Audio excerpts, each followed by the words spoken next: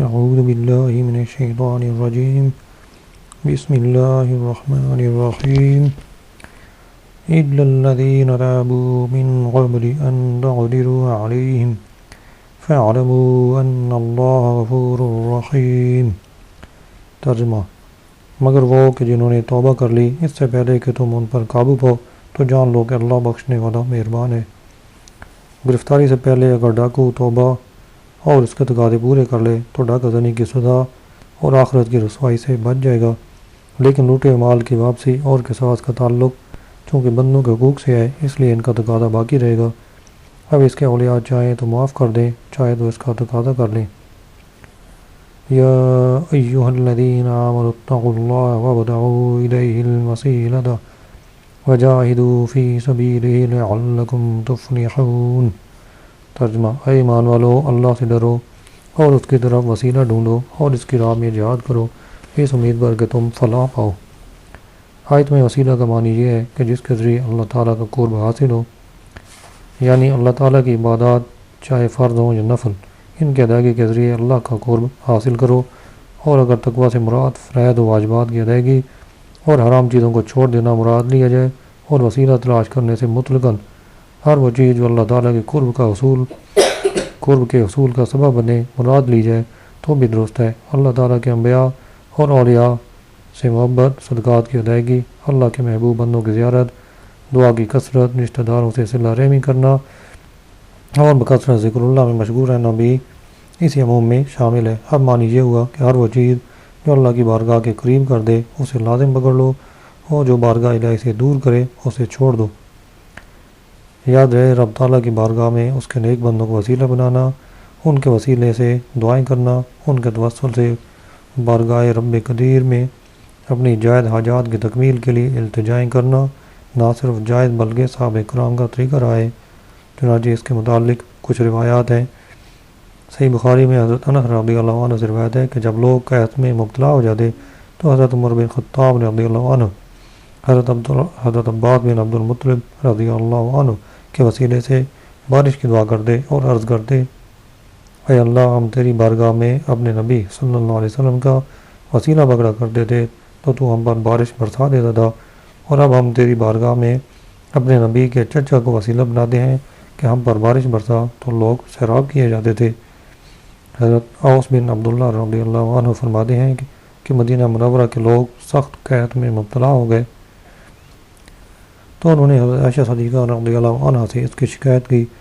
آپ رضی اللہ عنہ نے فرمایا: رسول اکرم صلی اللہ علیہ وسلم کی قبر انور کی طرف غور کرو، اس کے اوپر چھت میں ایک طاق آسمان کی طرف بنا دو حتیٰ کہ قبر انور اور آسمان کے درمیان چھت نہ رہے۔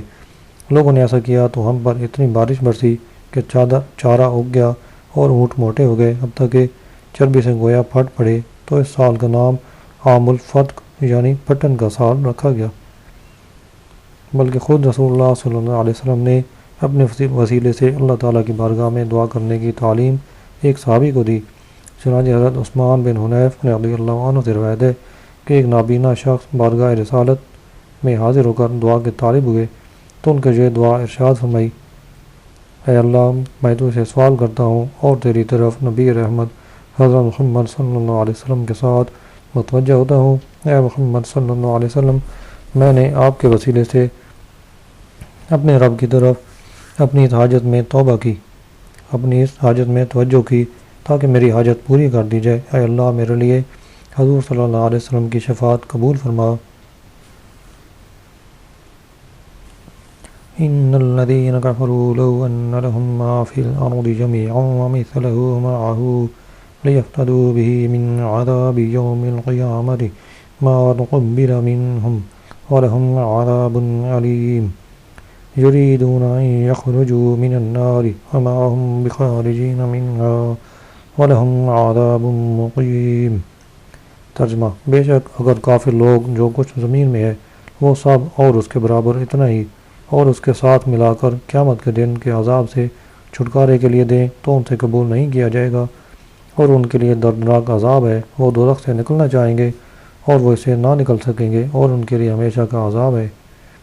یعنی اگر کافر دنیا کا مالک ہو اور اس کے ساتھ اس کے برابر دوسری دنیا کا مالک ہو اور یہ سب کچھ اپنی جان کو قیامت کے دن کے عذاب سے چھڑانے کے لیے فدیہ کر دے تو اس کا یہ فدیہ قبول نہیں کیا جائے گا، اور قیامت کے دن کافروں کو عذاب ضرور ہوگا۔ اس دن ان کے پاس عذاب سے چھٹکارے کی کوئی صورت نہ ہوگی۔ حضرت انس بن مالک رضی اللہ عنہ سے روایت ہے، نبی کریم صلی اللہ علیہ وسلم نے ارشاد فرمایا، قیامت کے دن جب کافر کو پیش کیا جائے گا تو اس سے کہا جائے گا کہ اگر تیرے پاس اتنا سونا ہو کہ اس سے زمین بھر جائے تو کیا تو اسے اپنے بدلے میں دینے کو تیار ہو جاتا؟ وہ اس بات میں سارے لائے گا، اس بات میں جواب دے گا تو اسے کہا جائے گا تم سے اس کی نسبت بہت ہی آسان چیز کا مطالبہ کیا گیا تھا، یعنی ایمان لانے کا۔ حضرت انس بن مالک رضی اللہ عنہ سے روایت ہے، نبی کریم صلی اللہ علیہ وسلم نے ارشاد فرمایا، اللہ تعالیٰ قیامت کے دن اس شخص سے فرمائے گا جسے جہنم میں سب سے کم عذاب ہوگا کہ اگر تیرے پاس زمین کی ساری چیزیں ہوں تو کیا تو انہیں اپنے بدلے میں دے دیتا؟ وہ جواب دے گا جی ہاں۔ اللہ تعالیٰ فرمائے گا میں نے اس سے بھی آسان چیز تو اسے چاہی تھی کہ جب کہ تو آدم کی پشت میں تھا کہ میرے ساتھ کسی چیز کو شریک نہ ٹھہرانا تو تو نے انکار کیا اور میرے ساتھ شرک کرتا رہا۔ اس آیت سے معلوم ہوا کہ ایمان ہوگا تو ہی قیامت کے دن اعمال کا اجر ملے گا، تبھی شفاعت کا فائدہ ہوگا اور تبھی رحمت الہی متوجہ ہوگی، تبھی جہنم سے چھٹکارا ملے گا۔ اس لیے ایمان کی حفاظت کی فکر کرنا نہایت ضروری ہے۔ ہمارے بزرگان دین نیک اعمال کی کثرت کے باوجود ہمیشہ برے خاتمے سے ڈرتے رہتے تھے۔ چنانچہ جب حضرت سفیان ثوری رحمۃ اللہ علیہ کی وفات کا وقت قریب آیا تو آپ بے حد بے قرار اور مضطرب ہوئے اور زاروں کے تار رونے لگے۔ لوگوں نے عرض کی، حضور ایسی گریہ زاری نہ کریں، اللہ تعالیٰ کی بخشش اور مغفرت آپ کے گناہوں سے کہیں زیادہ ہے۔ آپ رحمۃ اللہ علیہ نے جواب دیا، مجھے اس بات کا یقین نہیں کہ میرا خاتمہ بالخیر ہوگا، اگر یہ پتہ چل جائے کہ میرا خاتمہ ایمان پر ہوگا تو مجھے پہاڑوں کے برابر گناہوں کی بھی پرواہ نہ ہوگی۔ حضرت حسن بصری سے پوچھا گیا، آپ کا کیا حال ہے؟ آپ رضی اللہ عنہ نے فرمایا، جس شخص کی کشتی دریا کے درمیان جا کر ٹوٹ جائے، اس کے تختے بکھر جائیں اور ہر شخص ہچکولے کھاتے تختوں پر نظر آئے تو اس کا کیا حال ہوگا؟ عرض کی گئی، بے حد پریشان کن۔ آپ نے فرمایا، میرا بھی یہی حال ہے۔ ایک بار آپ ایسے دل گرفتہ ہوئے کہ کئی سال تک ہنسی نہ آئی، لوگ آپ کو ایسے دیکھتے جیسے کوئی قید تنہائی میں ہے اور اسے سزائے موت سنائی جانے والی ہے۔ آپ رضی اللہ عنہ اس غم و حزن کا سبب دریافت کیا گیا کہ آپ اتنی عبادت اور ریاضت و مجاہدات کے باوجود فکر مند کیوں رہتے ہیں؟ آپ نے فرمایا، مجھے ہر وقت یہ خدشہ لاحق رہتا ہے کہ کہیں مجھ سے کوئی ایسا کام سرزد نہ ہو جائے جس کی وجہ سے اللہ تعالیٰ ناراض ہو جائے اور وہ فرما دے کہ تم جو چاہے کرو مگر میری رحمت تمہارے شامل حال نہ ہوگی۔ بس اسی وجہ سے میں اپنی جان پگھلا رہا ہوں۔ والسارق والسارقة فاقطعوا أيديهما جزاء بما كسبا نكالا من الله والله عزيز حكيم۔ ترجمہ، اور جو مرد یا عورت چور ہو تو اللہ کی طرف سے سزا کے طور پر ان کے عمل کے بدلے میں ان کے ہاتھ کاٹ دو، اور اللہ غالب حکمت والا ہے۔ اس آیت میں چور کی سزا بیان کی گئی ہے کہ شرعی اعتبار سے جب چوری ثابت ہو جائے تو چور کا ہاتھ کاٹ دیا جائے گا۔ چوری گناہ کبیرہ ہے اور چور کے لیے شریعت میں سخت وعیدیں ہیں۔ چنانچہ حضرت ابو ہریرہ رضی اللہ عنہ سے روایت ہے، سرکار دو عالم صلی اللہ علیہ وسلم نے ارشاد فرمایا، چور چوری کرتے وقت مومن نہیں رہتا۔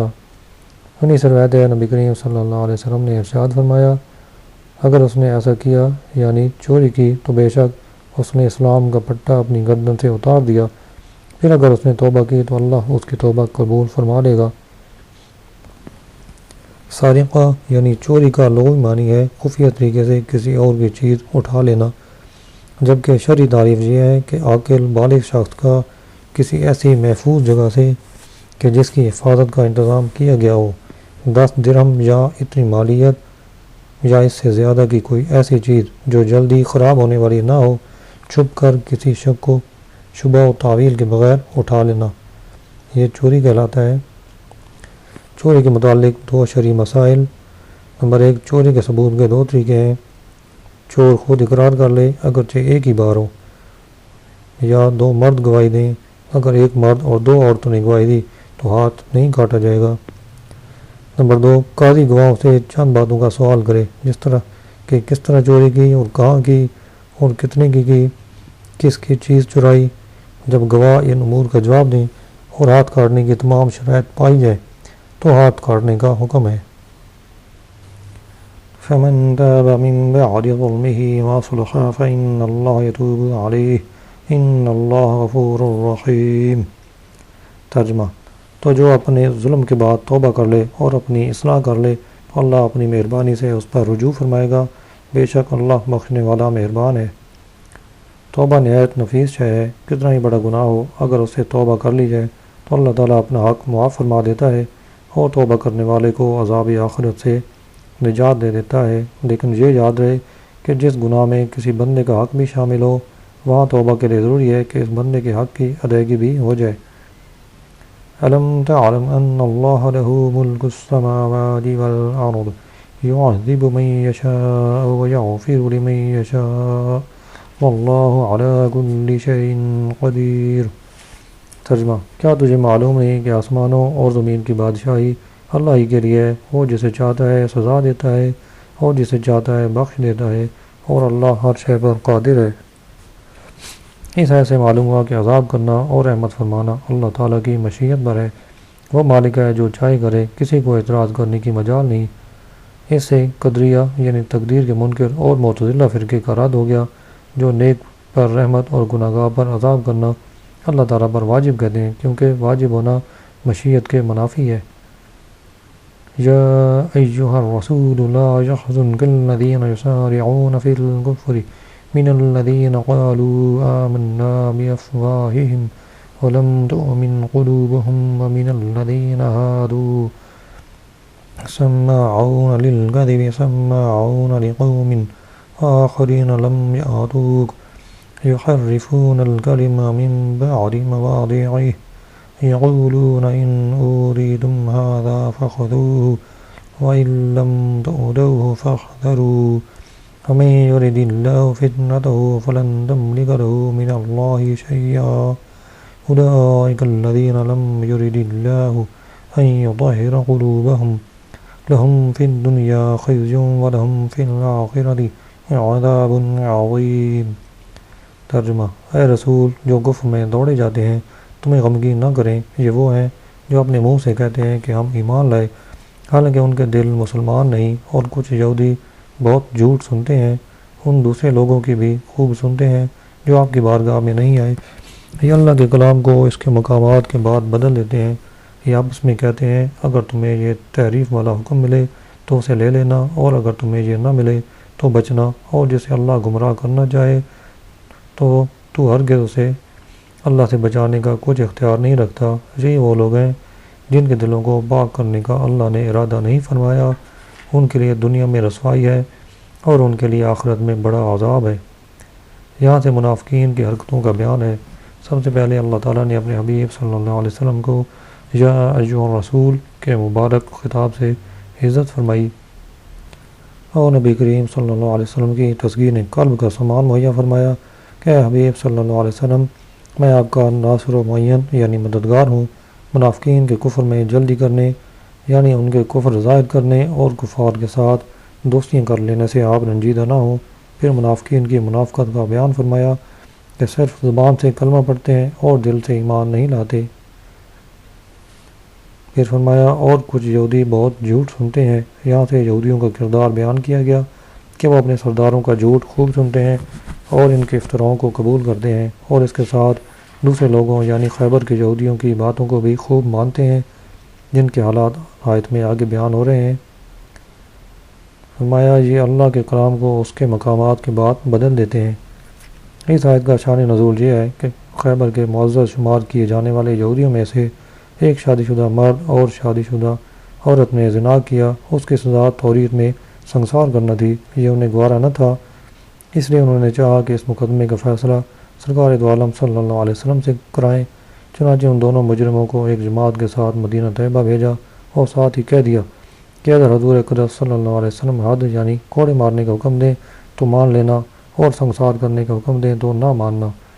وہ لوگ بنی قریظہ اور بنی نذیر کے یہودیوں کے پاس آئے اور سمجھے کہ یہ حضور اکرم صلی اللہ علیہ وسلم کے ہم وطن ہیں اور ان کے ساتھ آپ کی صلح بھی ہے، لہذا ان کی سفارش سے کام بن جائے گا۔ چنانچہ یہودی سرداروں میں سے کعب بن اشرف، کعب بن اسد، سعید بن عمرو، مالک بن سیف اور کنانہ بن ابی الحقیق وغیرہ انہیں لے کر تاجدار رسالت صلی اللہ علیہ وسلم کی خدمت میں حاضر ہوئے اور مسئلہ دریافت کیا۔ نبی کریم صلی اللہ علیہ وسلم نے فرمایا، کیا میرا فیصلہ مانو گے؟ انہوں نے اقرار کیا۔ رسول اللہ صلی اللہ علیہ وسلم نے رجم یعنی سنسار کرنے کا حکم دے دیا۔ یہودیوں نے اس حکم کو ماننے سے انکار کیا تو نبی کریم صلی اللہ علیہ وسلم نے فرمایا کہ تم میں ایک نوجوان ابن سوریہ ہے، کیا تم اس کو جانتے ہو؟ کہنے لگے ہاں۔ سرکار دو عالم صلی اللہ علیہ وسلم نے فرمایا، وہ کیسا آدمی ہے؟ یہودی کہنے لگے کہ آج روئے زمین پر یہودیوں میں اس کے پائے کا کوئی عالم نہیں، توریت کا یکتا ماہر ہے۔ ارشاد فرمایا اس کو بلاؤ۔ چنانچہ اسے بلایا گیا۔ جب وہ حاضر ہوا تو نبی کریم صلی اللہ علیہ وسلم نے فرمایا، کیا تو ابن سوریہ ہے؟ اس نے کہا جی ہاں۔ ارشاد فرمایا، کیا یہودیوں میں سب سے بڑا عالم تو ہی ہے؟ اس نے عرض کی، لوگ تو ایسا ہی کہتے ہیں۔ نبی کریم صلی اللہ علیہ وسلم نے یہودیوں سے فرمایا، کیا اس معاملہ میں تم اس کی بات مانو گے؟ سب نے اقرار کیا۔ تب سرکار رسالت صلی اللہ علیہ وسلم نے ابن سوریہ سے فرمایا، میں تجھے اس اللہ کی قسم دیتا ہوں جس کے سوا کوئی معبود نہیں، جس نے حضرت موسیٰ علیہ السلام پر توریت نازل فرمائی اور تم لوگوں کو مصر سے نکالا اور تمہارے لیے دریا میں راہیں بنائیں اور تمہیں نجات دی، فرعونیوں کو غرق کیا اور تمہارے لیے بادل کو سائبان بنایا، من و سلوہ نازل فرمایا اور اپنی کتاب نازل فرمائی جس میں حلال و حرام کا بیان ہے۔ کیا تمہاری کتاب میں شادی شدہ مرد و عورت کے لیے سنگسار کرنے کا حکم ہے؟ ابن سوریہ نے عرض کی، بے شک یہ حکم توریت میں ہے، اسی کی قسم جس کا آپ صلی اللہ علیہ وسلم نے مجھ سے ذکر کیا۔ اگر مجھے عذاب نازل ہونے کا اندیشہ نہ ہوتا تو میں اقرار نہ کرتا اور جھوٹ بول دیتا، مگر یہ فرمائیے کہ آپ صلی اللہ علیہ وسلم کی کتاب میں اس کا کیا حکم ہے؟ نبی کریم صلی اللہ علیہ وسلم نے فرمایا، جب 4 عادل اور معتبر گواہوں کی گواہی سے زنا اثرات کے ساتھ ثابت ہو جائے تو سنگسار کرنا واجب ہو جاتا ہے۔ ابن سوریہ نے عرض کی، خدا کی قسم بالکل ایسا ہی توریت میں ہے۔ پھر نبی کریم صلی اللہ علیہ وسلم نے ابن سوریہ سے دریافت فرمایا کہ حکم الہی میں تبدیلی کس طرح واقع ہوئی؟ اس نے عرض کیا کہ ہمارا دستور یہ تھا کہ ہم کسی امیر کو پکڑ دے تو چھوڑ دیتے اور غریب آدمی پر حد قائم کرتے۔ اس طرز عمل سے امراء میں زنا کی بہت کثرت ہو گئی، یہاں تک کہ ایک مرتبہ بادشاہ کے چچا زاد بھائی نے زنا کیا تو ہم نے اس کو سنگسار نہ کیا۔ پھر ایک دوسرے شخص نے اپنی قوم کی عورت سے زنا کیا تو بادشاہ نے اس کو سنگسار کرنا چاہا۔ اس کی قوم اٹھ کھڑی ہوئی اور انہوں نے کہا، جب تک بادشاہ کے بھائی کو سنگسار نہ کیا جائے اس وقت تک اس کو ہرگز سنگسار نہ کیا جائے گا۔ تب ہم نے جمع کر غریب اور امیر سب کے لیے بجائے سنگسار کرنے کے یہ سزا نکالی کہ 40 کوڑے مارے جائیں اور منہ کالا کر کے گدھے پر الٹا بٹھا کر شہر میں گشت کروایا جائے۔ یہ سن کر یہودی بہت بگڑے اور ابن سوریہ سے کہنے لگے، تو نے انہیں یعنی نبی کریم صلی اللہ علیہ وسلم کو بڑی جلدی خبر دے دی اور ہم نے جتنی تیری تعریف کی تھی تو اس کا مستحق نہیں۔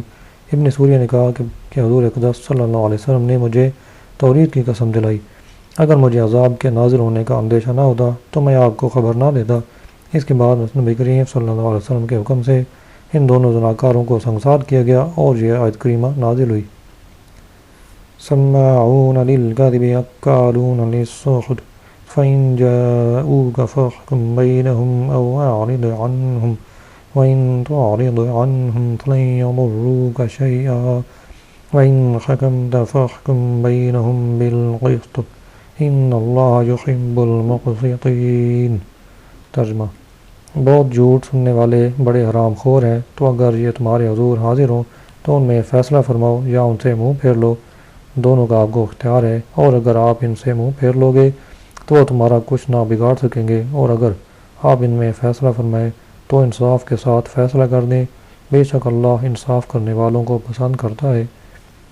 سابقہ آیت میں جھوٹ سننے والوں سے مراد یہودی عوام تھی جو پادریوں اور سرداروں کے جھوٹ سن کر اس پر عمل کرتے تھے، اور اس آیت میں جھوٹ سننے والوں سے مراد یہودی حکمران اور پادری ہیں جو رشوتیں لے کر حرام کو حلال کرتے اور شریعت کے احکام کو بدل دیتے تھے۔